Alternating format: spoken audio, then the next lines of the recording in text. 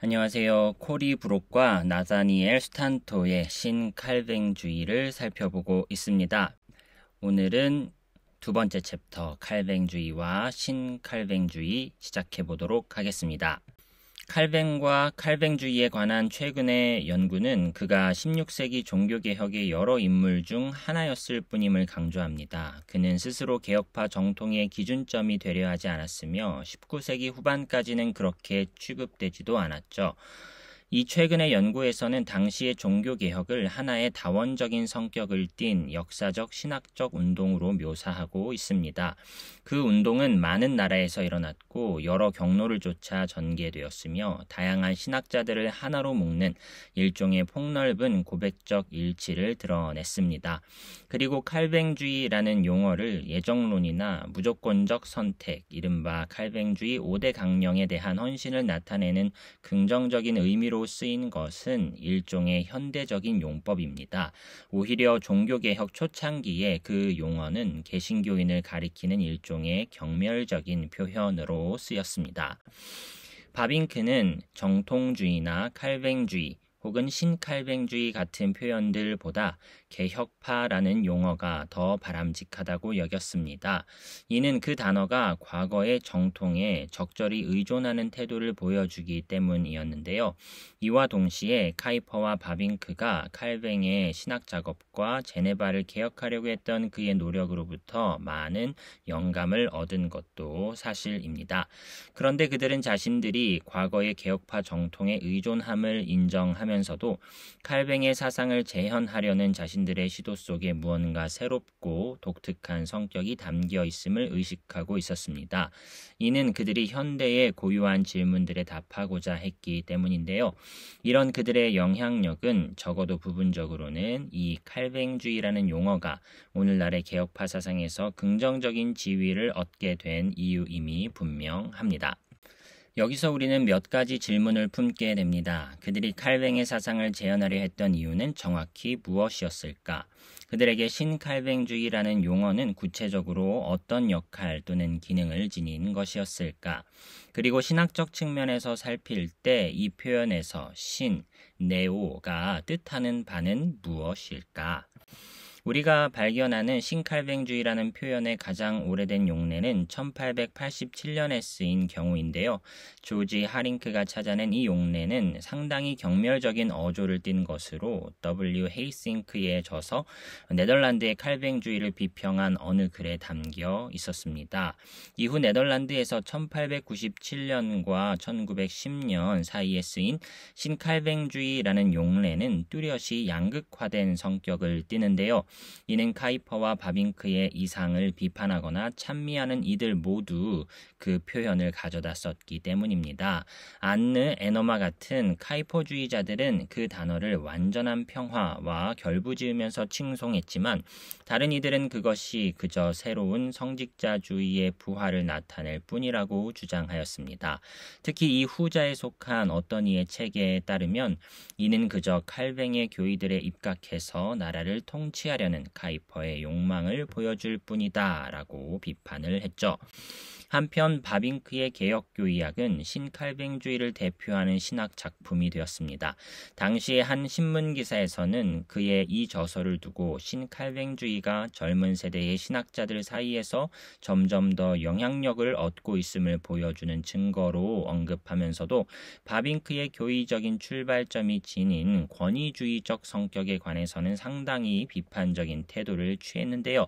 그 기사에 따르면 바빙크는 오직 성경 안에서 하나님이 말씀하셨기 때문에 그 가르침을 따라야 한다고 주장하는데 바로 그 점이 문제라는 것입니다. 신칼뱅주의 비판자들이 바빙크의 프로젝트를 배척했던 이유는 그가 일종의 성경주의를 되살리고 있을 뿐이라고 여겼기 때문이었던 것이죠. 이처럼 당대의 일부 책과 신문기사에서는 신칼뱅주의를 카이퍼와 바빙크의 입장에 대한 경멸적인 표현으로 사용하면서 그들을 구시대의 신학적 원리들 아래 나라 전체를 복속시키려 드는 일종의 잘난 척하는 성직주의자들로 비난하였습니다. 하지만 카이퍼와 바빙크는 이런 특징을 오히려 칼뱅주의의 장점으로 여겼는데요. 그들에 따르면 이 신학 원리들 속에 담긴 것은 과거의 낡고 진부한 개념들 개념들이 아니라 하나님께 속한 영속적인 진리들이었습니다. 카이퍼와 바빙크는 종종 칼뱅주의라는 용어로서 정치적이며 시민적인 자유의 보루 역할을 하는 개신교의 원리들을 지칭했으며 당대의 여러 언론 매체들 역시 이 측면에 주로 초점을 맞추었습니다. 하지만 이 장에서는 그들이 이 용어를 신학적으로 사용한 방식을 탐구해 보려 합니다. 여기서 우리는 그것에 관해 일종의 간단한 정의를 제시하는 데 머물지 않고 그 구체적인 모습을 자세히 그려 나가는 길을 택할 것입니다.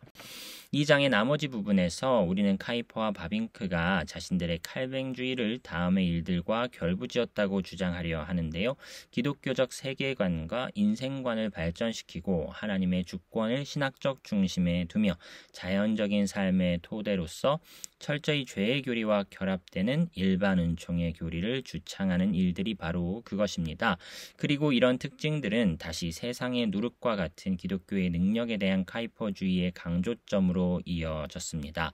그러므로 신칼뱅주의는 곧 칼뱅의 신학을 한층 더 발전시켜 하나님 중심의 성격을 띤 일종의 총체적인 세계관으로 제시했던 그들의 사상을 지칭한다라고 말할 수가 있겠습니다. 이 신칼뱅주의의 전면에는 몇 가지 신학적 주장들이 있었는데요. 하나님의 절대 주권과 그분의 형상으로 지음받은 인류의 통일성, 죄의 심각성, 그 죄를 억제하기 위해 하나님이 베푸시는 일반 은총의 능력, 삶의 모든 영역에 관여하는 교회의 사명, 그리고 만물을 새롭게 하는 하나님 나라의 도래 등이 그것입니다.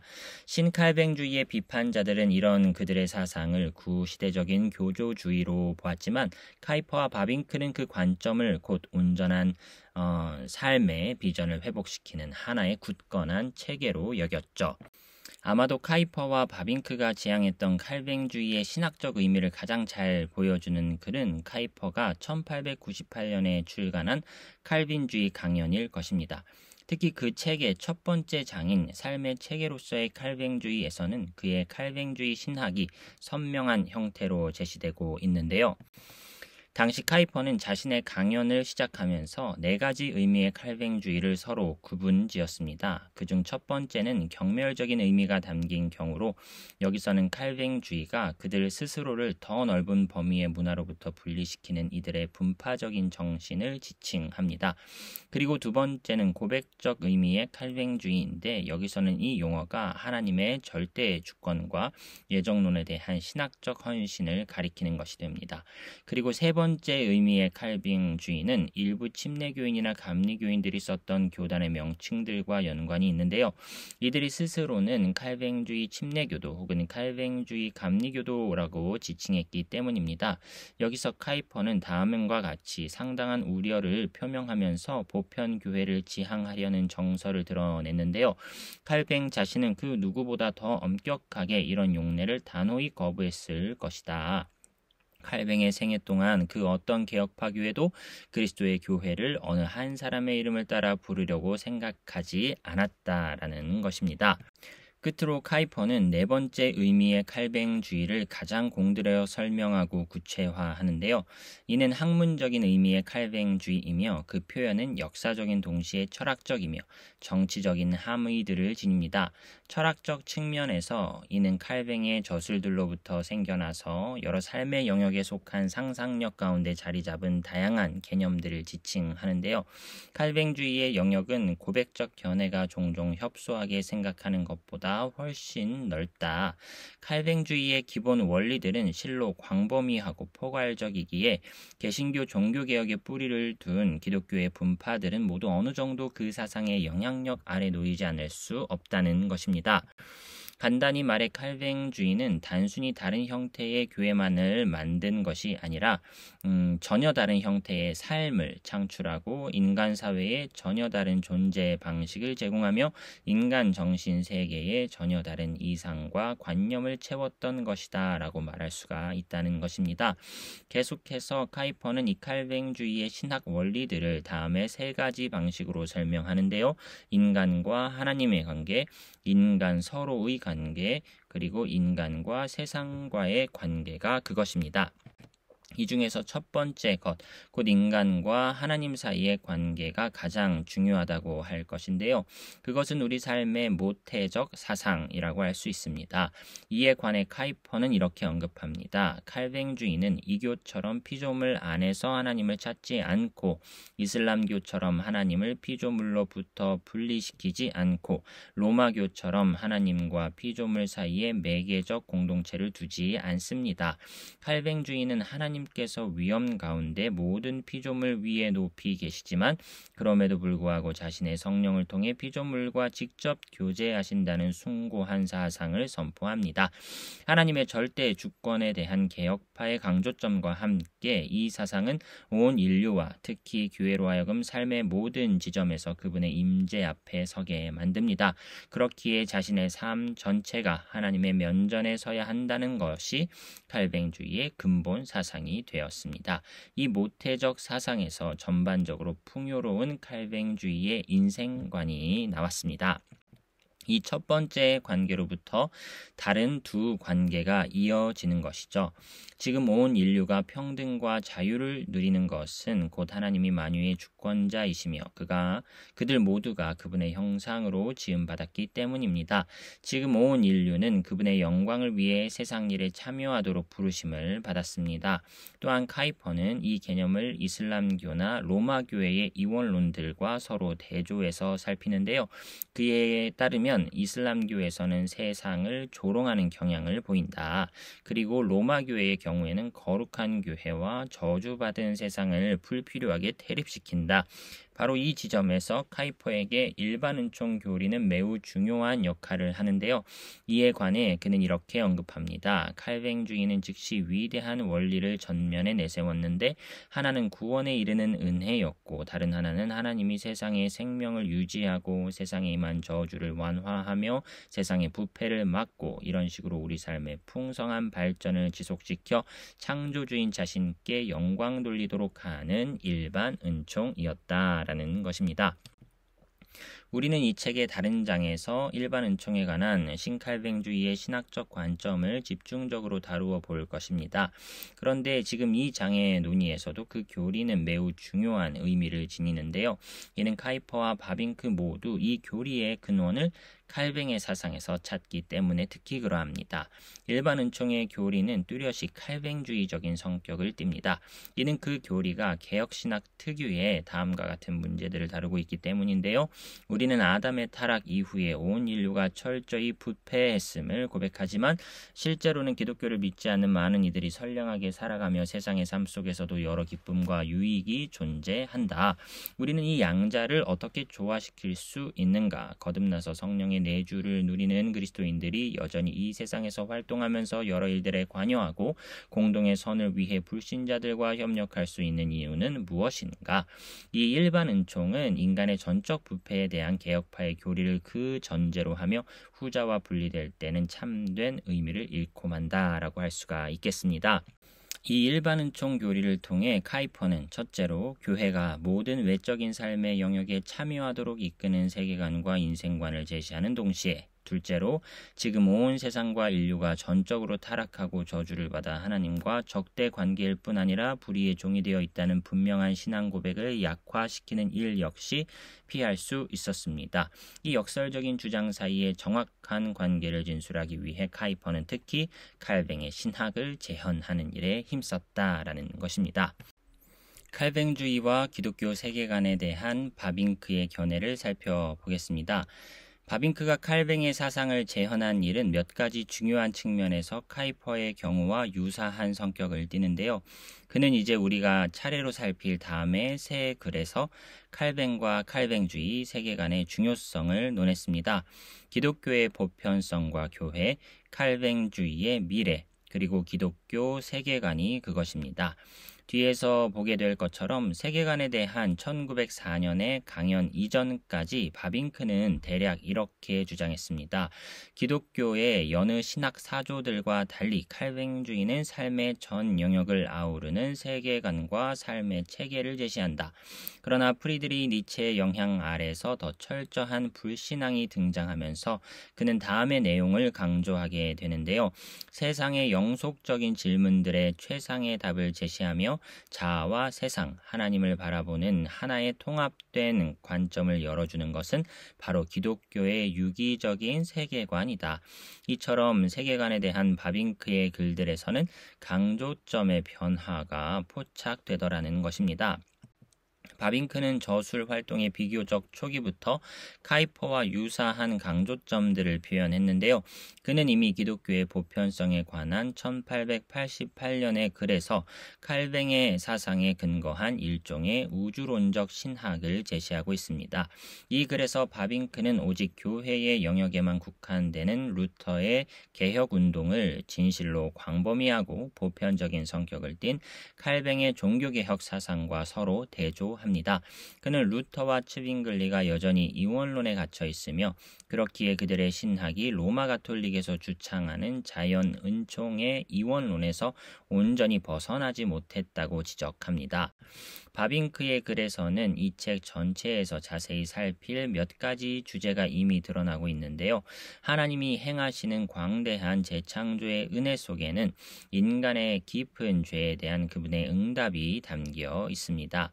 그 은혜는 단지 신자 개개인의 또는 온 인류의 영적인 삶을 새롭게 하는 데 그치지 않습니다. 오히려 그것은 이 우주 전체와 연관이 되더라는 것입니다. 이처럼 보편적이며 광범위한 칼뱅의 사상은 루터교나 로마교회, 츠빙글리 그리고 이후의 제세례파의 이원론과 뚜렷이 대조되는 성격을 띈다는 것이죠. 이 1888년에 글에서 이렇듯 바빙크는 칼뱅의 우주적이며 보편적인 통찰들을 뚜렷이 드러냅니다. 그리고 1894년의 강연 칼뱅주의의 미래에서는 칼뱅의 사상을 자주 인용하는 데서 더 나아가 하나의 총체적인 비전을 지칭하는 용어로서 칼뱅주의라는 표현을 사용합니다. 여기서 그는 개혁파와 칼뱅주의라는 용어들이 신학적으로 밀접히 결부되어 있다고 언급하면서도 다른 한편으로는 두 표현을 명확히 구분짓기 시작하는데요. 바빙크는 이 중 후자가 우주적인 함의를 갖는 반면에 전자는 순전히 신학적인 성격을 띈다고 주장합니다. 여기서 바빙크는 개혁파를 하나의 종교적이며 신학적인 개념으로 간주하는데 이는 고백적인 의미의 칼뱅주의에 관한 카이퍼의 두 번째 용법과 매우 유사하다고 할 수 있습니다. 그리고 그는 칼뱅주의와 개혁신학이 서로 밀접히 연관된다고 여기면서도 전자의 경우에는 그저 신학적인 고백의 수준을 넘어선다고 언급합니다. 곧 칼뱅주의는 칼뱅 자신의 총체적인 비전에 뿌리를 둔 용어로서 일종의 우주적인 성격을 지닌다는 것입니다. 단순히 칼뱅 개인의 사상을 지칭하는 단계를 넘어서서 이제 그 이름은 인간 삶의 모든 영역에 적용되는 개혁신학의 광대한 성격을 드러내는 것이 된다라고 말할 수가 있다는 것이죠. 1888년에 글에서 바빙크는 특히 자연과 은총의 관계를 바라보는 하나의 통합된 비전을 강조했습니다. 그리고 1894년에 글에서는 칼뱅주의의 총체적인 관점을 뒷받침하는 신학적 교리들 역시 구체적으로 제시하고 있죠. 칼뱅주의의 근본 원리는 바로 하나님의 절대 주권이며 이로부터 개혁파 전통 고유의 다른 모든 신학적 강조점들이 유래하고 설명된다는 것입니다. 그런데 이 신학적 출발점은 단순히 칼뱅주의자들을 다른 이들과 구분지어주는 데 그치지 않습니다. 또한 그것은 그들에게 하나의 원리를 제공하는데 이 원리는 너무도 충성하고 유익해서 그 영향력이 그저 종교와 신학의 영역에서 하나의 특정한 유형을 만들어내는 데 국한될 수 없는 성격을 띈다는 것입니다. 여기서 바빙크는 칼뱅주의가 온 세상을 아우르는 열매들을 생산해냈던 역사적인 신뢰들에 호소하면서 그것은 하나의 신학일 뿐 아니라 세상과 삶 전체를 바라보는 일종의 보편적인 관점이기도 하다라고 주장하는 것이었습니다. 칼뱅주의에서는 인류의 진보를 추구하면서도 단일한 삶의 방식을 규정하지는 않는다는 점을 강조하는데요. 달리 말해 칼뱅주의는 여러 나라들 속에 뿌리를 내릴 수 있는 일종의 씨앗과 원리들을 제공한다는 것입니다. 그리고 그 나라들은 각자가 문화와 역사, 민족적 특성에 따라 다양한 방식으로 그것들을 발전시켜 가는데요.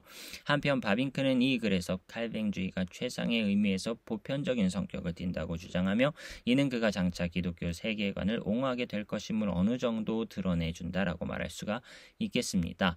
이는 칼뱅주의를 주창하는 데서 그치지 않고 보편적인 기독교 자체를 강조하게 될 것이다 라는 의미인 것이죠. 실제로 바빙크가 1904년에 집필한 기독교 세계관에서는 기독교 내부의 논쟁들을 대부분 제쳐두고 기독교 자체가 현대의 불신앙에 대한 하나의 총체적인 대안이 된다는 점에 집중합니다.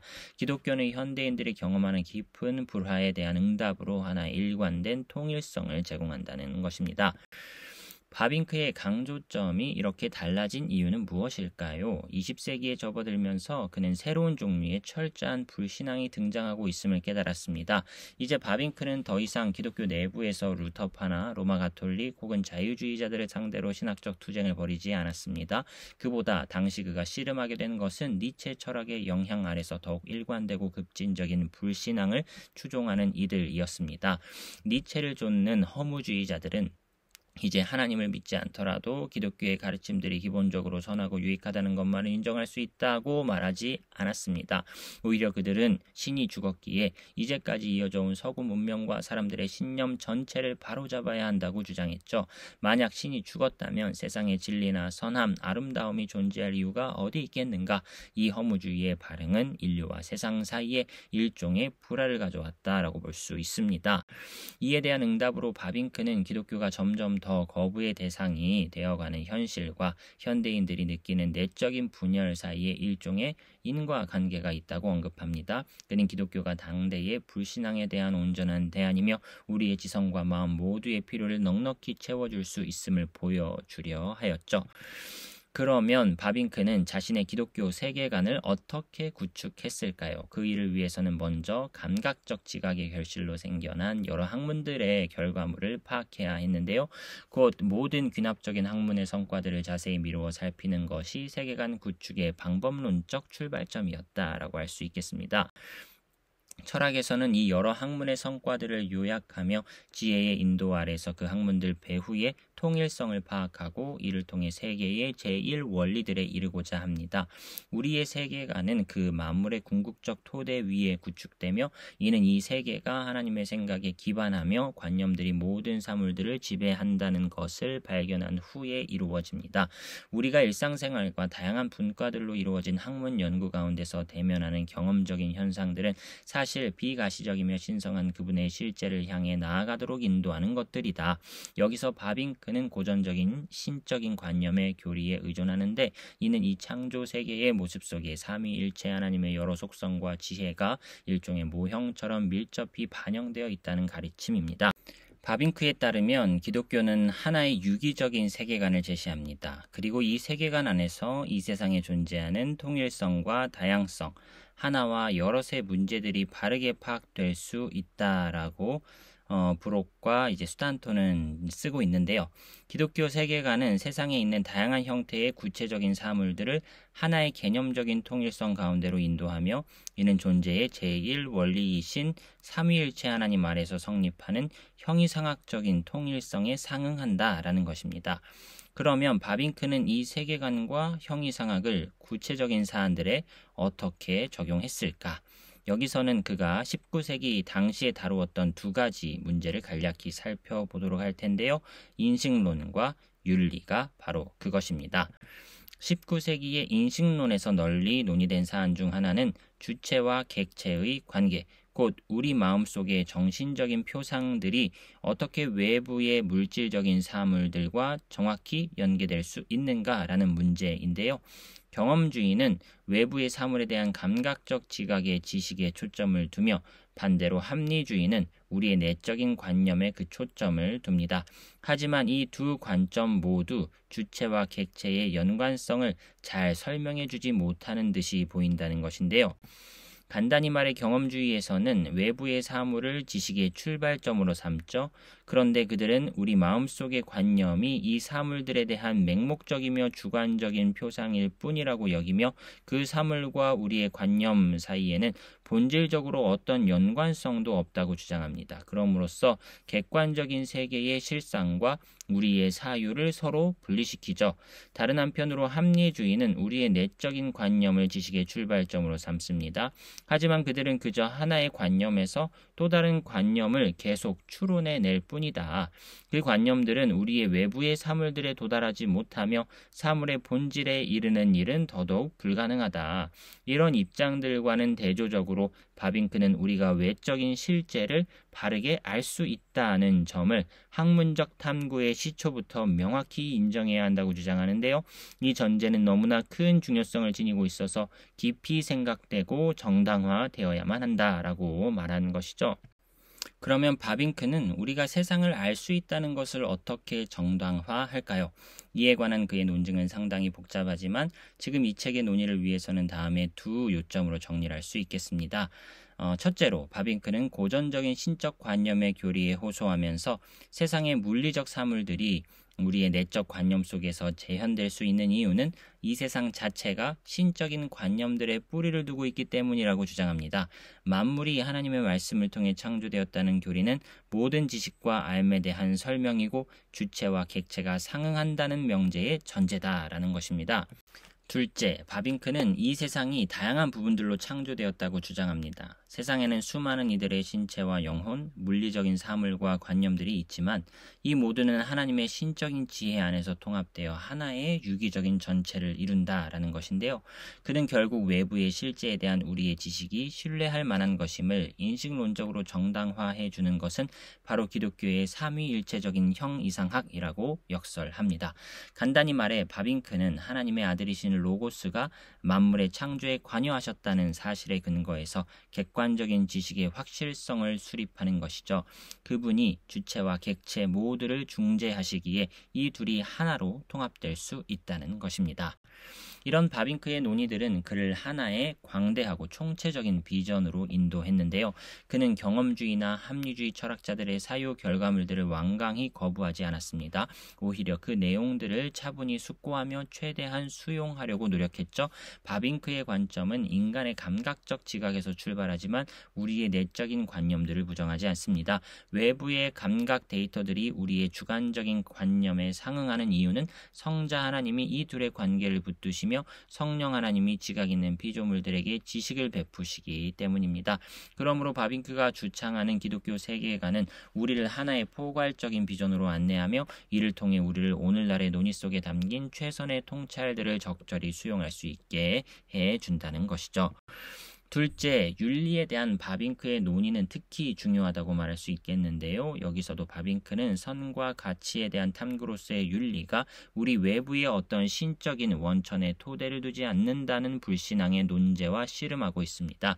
19세기 당시에 고려된 다른 주요 대안은 윤리적 규범이 인간의 역사에 근거한다는 것이었습니다. 하지만 바빙크에 따르면 선함의 본질이 하나님의 초월적인 규범에 기반을 두지 않고 인간의 내재적인 역사에 의해 규정될 때 우리는 다음의 질문에 대답해야만 합니다. 그 기준이 되는 것은 어떤 역사이냐? 더 정확히 말하자면 그 질문은 바로 이것인데요. 누구의 역사가 그 기준이냐라는 것입니다. 바빙크의 관점에서 초월적인 규범들을 거부하는 것은 곧 우리 자신이나 우리가 속한 집단의 가치관을 절대화하는 길로 이어진다라는 것인데요. 이때에는 우리 자신의 문화와 국가, 민족의 역사를 하나의 절대 기준으로 삼아서 다른 민족들의 역사와 문화를 판단하게 될 것이다. 사람은 항상 어딘가에 고정되어 있을 필요를 느끼기 때문에 이러한 편파적인 역사적 관점을 가질 때에 거짓된 국가주의, 편협한 우월주의를 갖게 되거나 인종과 본능에 집착하게 되는 심각하고도 상상 속에만 있지 않은 위험이 갑자기 일어난다라고 말을 했는데 놀랍게도 바빙크는 그의 활동 당시에 싹트고 있던 독일의 민족주의의 철학에서 바로 이런 문제점을 간파해내었다는 것입니다. 그러면 우리는 어떻게 하나님의 초월적인 규범과 인간의 역사적인 실제를 공정하게 대할 수 있을까요? 이에 관해 바빙크는 우리의 윤리가 초월자이신 하나님께 그 토대를 두어야 한다고 주장합니다. 모든 진리와 선함, 아름다움은 바로 그분 안에 자리 잡고 있다는 것이죠. 자신의 관념들을 이 세상에 투영하신 하나님, 우리는 그분 안에서 모든 지식을 얻게 하시는 하나님은 또한 우리가 현실에서 마주하는 모든 규범들을 창조하신 분이기도 하다. 하나님은 자신의 생각을 통해 사물들에게는 실제성을, 우리의 지성에게는 진리를 베푸셨다. 이와 마찬가지로 그분은 우리의 인식, 의지 및 행동들을 위한 규범들 역시 부여하신다. 그런데 하나님은 단순히 우리 앞에 이 도덕적 규범들을 제시하는데 그치지 않으셨다. 그분 자신이 인간의 역사 속으로 들어오셨다. 이렇게 말을 합니다. 말씀이신 하나님이 인간의 육신을 입었으며 그분께 속한 초월적인 윤리적 이상이 예수님의 인격 안에서 하나의 역사적인 실제가 되었다는 것입니다. 그리고 육신을 취하신 이 말씀은 이제 우리 역시 그리스도 안에 있는 그분의 신적인 지혜에 참여하도록 부르신다는 것이죠. 이에 관해 바빙크는 이렇게 언급합니다. 하나님의 지혜가 그리스도 안에서 육신이 되셨듯이 진리 역시 마찬가지로 우리 안으로 들어와야 한다라는 것이죠. 결론입니다. 이제 2장 첫 부분의 인용문들을 다시 살피면서 결론을 맺는 것이 적절할 듯 합니다. 구체적으로 바빙크는 어떤 이유에서 자신들이 재현한 칼뱅주의가 원래 그것보다 더 예리하다고 주장했던 것일까요? 달리 말해 이들이 현대 세계에서 칼뱅의 사상을 재현하고 더 예리하게 제시했던 이유는 다양한 학문 분과들과 또는 자연적인 삶과 기독교의 하나님 사이에 일종의 총체적인 관계가 있음을 드러내려는 열망 때문이었죠. 신칼뱅주의자들은 현대 세계의 실존적인 병폐들을 전복하는 동시에 당대의 수많은 발견과 성과들을 적절히 수용함으로써 이 통일성을 확보하려 했던 것입니다. 바빙크가 근본적으로 원했던 일은 세상과 교회, 과학과 신앙, 학문적인 신학과 교회적인 신학 사이의 치명적인 분리에서 벗어나는 것이었습니다. 이 장의 논의에서 드러났듯이 신칼뱅주의자들은 현대 세계에서 신학의 총체적 비전을 추구하고 그 내용들을 삶의 다른 영역들에도 접목하려 했습니다. 그 과정에서 그들은 특히 그 제네바의 개혁자에게서 도움과 영감을 얻었죠. 이 장에서 우리는 카이퍼와 바빙크의 마음속에서 칼뱅의 사상과 그가 제네바에서 행한 사역의 결과물들이 어떻게 활용되었는지를 간략히 살피고 그들이 칼뱅주의라는 용어로서 자신들의 총체적인 신학적 비전을 표현한 일을 다루어 보았습니다. 여기서 신칼뱅주의에 담긴 신, 네오, 의 의미는 서로 연결되는 다음에 두 방식으로 요약될 수 있는데요. 그중 첫 번째는 그들이 칼뱅의 사상 속에서 개혁신학의 총체적인 함의를 드러내는 일종의 표지를 파악했다는 것입니다. 그들은 이 총체적인 비전을 로마 가톨릭이나 루터파 같은 기독교의 다른 분파들과 대조했을 뿐 아니라 궁극적으로는 20세기 초엽에 생겨난 더욱 철저한 불신앙에 대한 하나의 대안으로 제시했죠. 신칼뱅주의자들은 온전한 세계관을 구축하기 위한 영감의 원천으로 칼뱅의 사상과 그가 행한 제네바 사역의 중요성을 강조하는 한편 최종적으로는 기독교 자체 안에 우리 지성과 마음의 갈망을 충족시킬 수 있는 광대한 비전이 존재한다는 점을 단언했습니다. 이 비전은 특히 개인주의와 온갖 이념들이 만연한 현대 세계에서 우리를 참된 길로 인도해 준다고 말했던 것이죠. 그리고 둘째로 첫 세대의 신칼뱅주의자들은 칼뱅의 비전 속에서 현대 학문의 결과물들을 개혁신학과 유기적으로 결부시킬 수 있는 하나의 총체적인 모델을 발견했습니다. 예를 들어 바빙크는 신칼뱅주의자들이 실제로 관여할 수 있는 현대 학문 연구의 분야들을 제시했죠. 주체와 객체 사이의 인신론적 연관성이나 역사와 윤리의 관계 등이 그것이었습니다. 이와 동시에 그는 과거의 영속적인 진리들과 자신이 속한 시대의 의식 사이의 관계를 탐구하는 것이 모든 세대에 속한 신학자들의 과업임을 재차 역설하였습니다. 이 장에서 우리는 카이퍼와 바빙크가 칼뱅의 사역과 원래의 칼뱅주의에서 영감의 원천을 얻으려 했다는 점을 강조했죠. 하지만 이 책의 논의가 진전됨에 따라 그들의 작업은 그저 맹목적인 복고나 복제가 아니라 일종의 창의적이며 비판적인 재현이었다는 점이 점점 더 뚜렷해질 것입니다. 다음 장에서 언급될 바와 같이 카이퍼와 바빙크는 현대의 질문과 요구들에 부응하기 위해 원래의 칼뱅주의 사상을 어느 정도 재구성할 필요가 있다고 여겼죠. 카이퍼가 보기에 교회가 이 땅에서 단지 하나의 형태로 그리고 하나의 기관으로서 행동할 수 있다는 과거 개혁자들의 입장은 양심의 자유를 중시했던 종교개혁기 칼뱅주의의 다른 강조점들에서 드러나는 다양성의 씨앗과 충돌하는 것이었습니다. 이에 관해 리처드 마우는 다음과 같이 바르게 지적하였는데요. 카이퍼는 칼뱅주의 자체의 신학적 자원들 가운데서 이 유감스러운 관행의 적절한 교정책을 찾아낼 수 있다고 여겼다. 기존의 교회 모델과는 달리 카이퍼는 이른바 영역 주권을 옹호했죠. 이는 그리스도께서 세상의 각 영역을 그 고유의 방식대로 다스리신다는 견해이며 우리는 다음 장들에서 그 내용들을 더 자세히 살펴볼 것입니다. 그 영역 주권의 결과로 나타나는 것은 일종의 기독교 다원주의인데요. 이 체계에서는 다양한 세계관들이 사회의 여러 구조 속에서 각자의 방향을 추구해 나갈 자유와 권리를 인정하는 국가의 존재를 상정합니다. 그런데 이 교회와 국가의 관계에 대한 견해차는 구속사와 일반 은총, 교회의 다양성과 보편성에 관한 각자의 신학적 판단에서 유래합니다. 특히 교회의 보편성은 현대주의와 정통의 관계에 대한 카이퍼와 바빙크의 비전에 상당한 영향을 끼쳤는데요. 교회가 진실로 보편적인 공동체라면 그것은 곧 여러 문화 속에서 다양한 방식으로 자기 모습을 드러내는 하나의 누룩이자 유기체가 된다는 것입니다. 따라서 우리는 보편적 교회의 모습을 다양한 형태로 성장해가는 하나의 나라로 그려볼 수 있습니다. 이는 곧 세상의 획일성이나 불협화음에서 벗어나서 참된 다양성 속의 통일성을 지향하는 공동체라는 것이죠. 이제 다음 장에서는 바로 이 주제를 살펴보려 합니다. 오늘 영상의 결론을 이렇게 두 문장으로 요약해 보았는데요. 카이퍼와 바빙크는 칼뱅의 독보적인 주장인 일반 은총 교리에서 세상과 교회의 분리를 최소화할 원리에 주목했다. 칼뱅에게서 그 원리를 추출하되 당시 종교개혁자들의 시대적 한계를 더욱 극복하고 현대의 문제에 보다 더 성경적 원리 및 답변을 제시하고자 그들은 점차 신칼뱅주의라는 용어로 자신들을 표현하기에 이르렀다라고 오늘의 글을 이렇게 마무리해 보았습니다.